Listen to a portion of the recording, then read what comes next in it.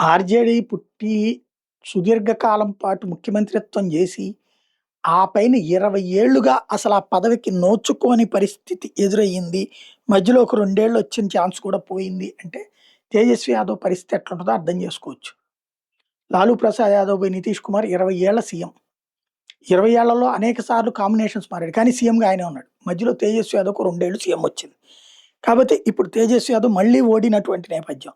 బీహార్‌లో దారుణమైనటువంటి పరిస్థితిలో పార్టీ ఉన్న నేపథ్యంలో సెంటిమెంట్ స్టార్ట్ చేశాడు. మా నాన్న, మా అమ్మ మేమందరం కలిసి 2 గదుల ఇంట్లో ఉండేవాళ్ళం. క్వార్టర్‌లో ఉండేవాళ్ళం.